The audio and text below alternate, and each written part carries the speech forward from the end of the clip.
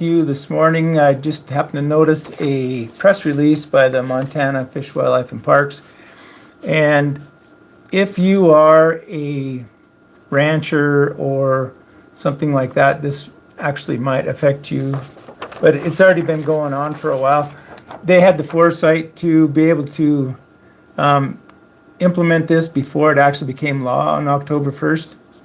And so I'm just waiting for you guys to come in here. But while I'm talking, waiting for somebody to come in, this sweatshirt here is something that I picked up when I was at the PRS shoot.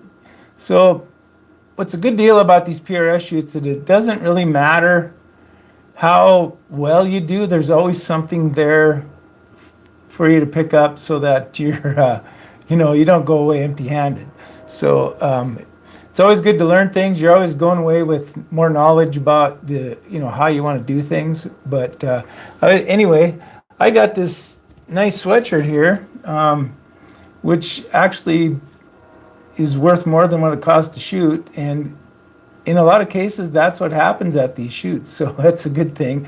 So I just wanted to kind of get you, if you're thinking about doing a PRS shoot, there's guys that start out with these things with their hunting rifles. I've talked to a couple of guys who, that's what they started out with. And of course, as you get going, you start deciding, well, I need a different gun or just add some things to the one you got. But the main thing is to get out there and do it and have some fun and just make yourself a better shooter, a better understanding of wind, a better understanding of distance. So that's kind of what I was just touch on here. But the main thing I wanted to bring to people's attention is if you're in Montana, the Montana Fish, Wildlife, and Parks, there was a law that was passed that went into effect on October 1st that large predator relocation notification law, it goes into effect October 1st. And this press release was actually today at 9:22. So I'll read it to you real quick here. When Montana Fish, Wildlife, and Parks relocates a large predator, it is required to communicate this to local and tribal governments under a new law that went into effect October 1st. In anticipation of this law, earlier this summer, FWP began informing county sheriffs, county commissioners, and tribal governments within the county or tribal government boundaries where a large predator is relocated.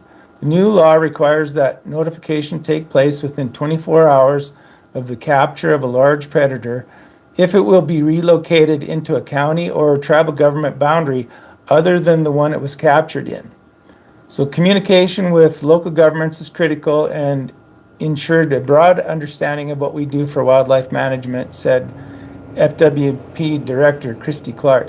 And she is well in the know on this because she's a rancher from the Shoto area, and they have to deal with bears and wolves all the time. So this is, so I know she's an advocate for the ranching areas and trying to find solutions to problems. So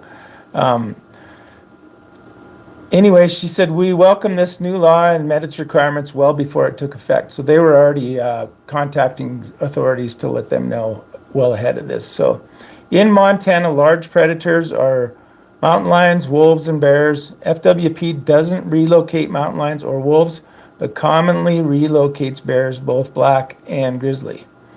So for years, the FWP has published bear relocations on its website, and this summer it launched a dashboard with a black and grizzly bear relocations tool. This tool, in addition to directly notifying local governments.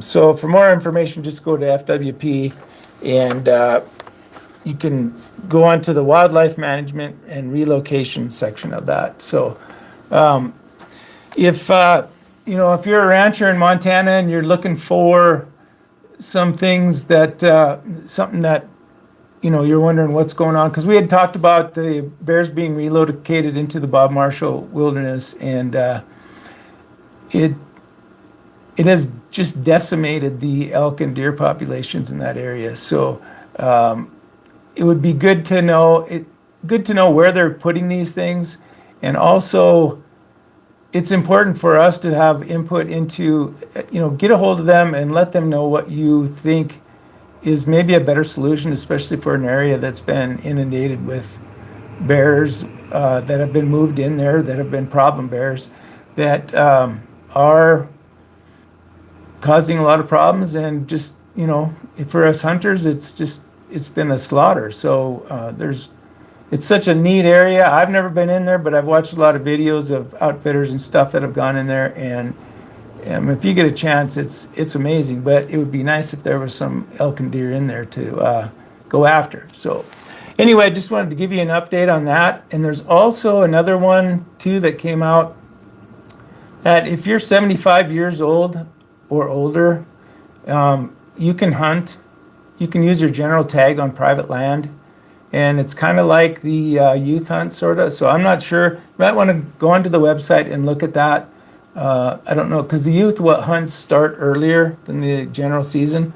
So I don't know if that's part of it. But they are trying to accommodate some of us older hunters. I've got 9 more years to wait for that. But but that's all right. We're going to keep doing it anyway. But so anyway, if if you're ever cruising around the FWP, just check on their news and press releases to see what's going on, and to check out the dashboards on the grizzly bear.